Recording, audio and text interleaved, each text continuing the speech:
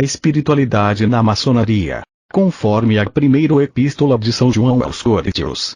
Se eu falar as línguas dos homens e anjos, e não tiver caridade, sou como um metal que soa, ou sino que tine. E se eu tiver o dom da profecia, e conhecer todos os mistérios, é quanto se pode saber.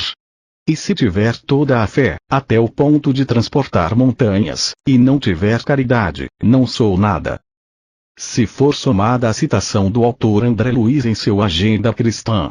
Amar não é desejar, é compreender, dar de si, renunciar aos caprichos e sacrificar-se para que a luz divina do verdadeiro amor resplandeça.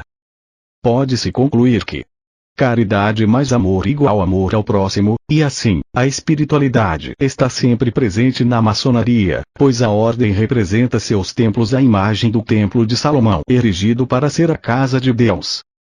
A educação maçônica baseia-se no aperfeiçoamento da humanidade através da liberdade de consciência, que é atingida pelo conhecimento, da igualdade de direitos, só alcançada pela prática incessante da justiça, e da fraternidade, conquistada pelo permanente exercício do amor ao próximo. Moisés recebeu de Deus os 10 mandamentos enquanto Jesus, o Rabi da Galileia, resumiu-os em apenas 2, segundo o Evangelho de Mateus. Primeiro, amarás ao Senhor teu Deus de todo o teu coração, de toda a tua alma, e de todo o teu conhecimento, o maior e primeiro mandamento. 2. Amarás a teu próximo como a ti mesmo. São João de Jerusalém, patrono da maçonaria, segundo a crença foi João, o evangelista, discípulo do Mestre Jesus, que a seu pedido cuidou de Maria, sua mãe, até o falecimento, e depois João dedicou-se à pregação do Evangelho do Cristo, consolando todos os irmãos que sofriam. Preso pelos romanos, foi desterrado na ilha de Patmos, aceitando com humildade o maltratamento recebido, tratando com amor os soldados que se tornaram seus seguidores, porquanto, na ausência de multidão, falava aos peixes sobre a vida de Cristo, e dialogava com o vento, pedindo com humildade que levasse suas palavras aos lugares que dela carecessem.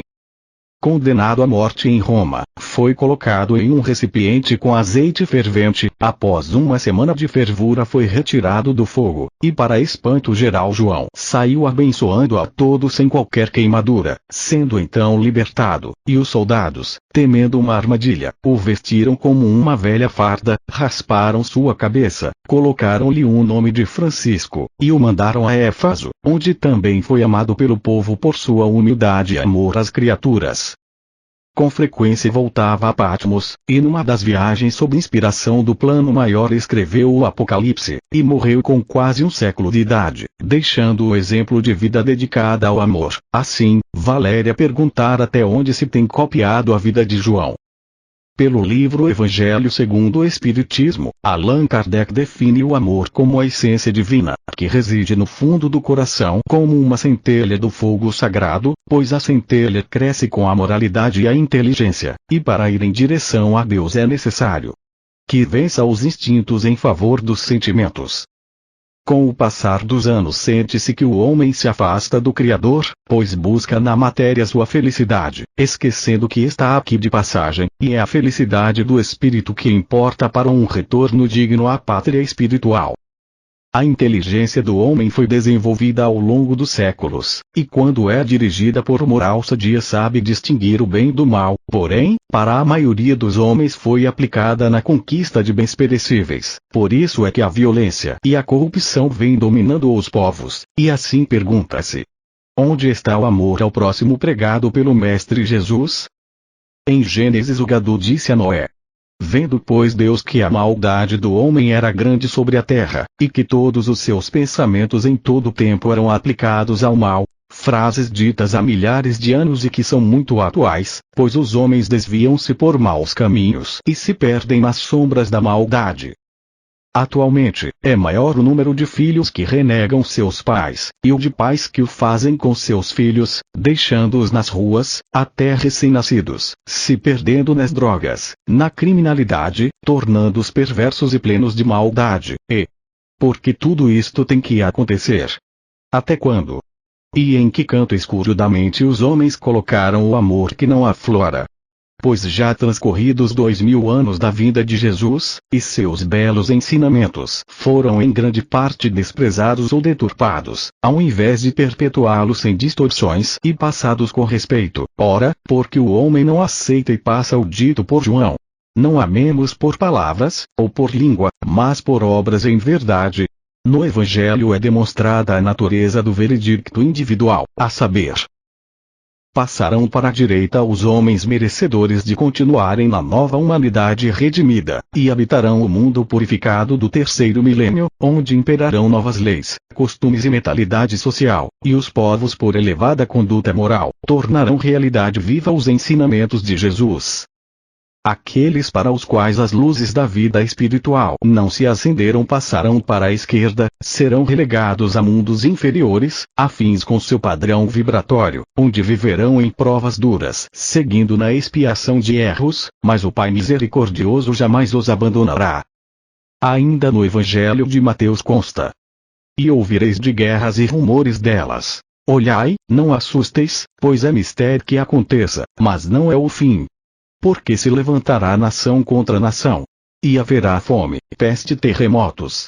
Essas coisas são o princípio das dores.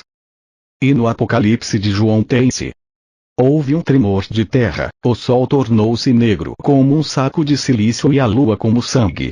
As estrelas do céu cairão sobre a terra, como quando a figueira lança os seus figos verdes abalada por um vento forte. O céu retirou-se como livro enrolado, e os montes e ilhas se moveram. Eu vi um novo céu e uma nova terra, porque os primeiros céu e terra desapareceram, e o mar não existia.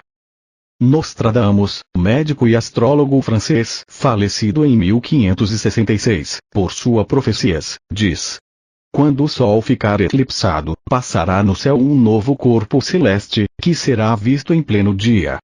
Aparecerá no setentrião não longe de Câncer, um cometa. A um eclipse do Sol sucederá o mais tenebroso verão que jamais existiu desde a criação até a paixão e morte de Jesus Cristo. Isso será em outubro de 1999. Uma grande estrela por 7 dias abrasará. Nublada fará 2 sóis aparecerem. E quando o corpo celeste for visto a olho nu, haverá um grande dilúvio, tão grande e tão súbito, que a onda passará sobre os Apeninos. E ainda, uma grande translação se produzirá, de tal modo que jogarão a Terra fora da órbita, e abismada em trevas eternas. Com a verticalização do eixo da Terra, sérias mudanças ocorrerão como maremotos, terremotos, afundamentos, elevações, erupções vulcânicas, degelo e inundações, isto é, terror e morte por toda parte, mas passado isto, os polos se tornarão habitáveis, a Terra se renovará, e um povo com moral elevada e trabalhador pelo Senhor, habitará suas terras. Independente de datas para o Apocalipse, a maçonaria tem um importante papel a cumprir, e como esteve sempre presente nos principais fatos da história da humanidade, não poderá omitir-se ao chamamento do Gadu. Urge não permanecer indiferente aos avisos que se está recebendo do PL espiritual, para que se possa, enquanto é tempo, engrossar as fileiras dos que no próximo julgamento serão dignos da graça e da felicidade da redenção, e se possa estar à direita do Senhor. Diariamente, quantas oportunidades de ajudar ao próximo são perdidas? Será que pela vida não é possível se afastar da tríada que cega o homem? Que é composta por orgulho, vaidade e egoísmo, que afasta todos do Gadu. Com o passar dos anos, se vai desbastando a pedra bruta e aprende em pó lila, buscando o crescimento no amor fraterno, pois em todos os dias da é necessário exteriorizar o conhecimento adquirido em favor dos pobres, material ou espiritualmente, pois os da ordem maçônica representam os homens de M elevada, que são chamados a defender essa moral contra os homens que vivem nas trevas e que praticam somente o mal. Assim, a sabedoria orientará no caminho da vida, a força animará e sustentará nas dificuldades encontradas, e a beleza adornará suas ações, caráter e espírito rumo ao Criador, porque necessário se faz a entrega ao estudo e trabalho, alimentando o cora com o espírito de solidariedade que Deus inspirou, pois pela elevação ao pensamento sublime que norteia a ordem, será conseguida a servidão ao humana combatendo o vício e praticando a virtude, fugindo do apego à materialidade, dirigindo sempre o pensamento ao Gadu. Deve-se deixar esvair e extinguir a obra do mal, lembrando que os verdadeiros heróis não são os que conquistam terras à custa de sangue fraterno, mas os que se dedicam de alma e coração ao bem-estar da humanidade. E assim finalmente, torna-se possível galgar a misteriosa escada de Jacó, através da prática incessante da fé, da esperança e da caridade.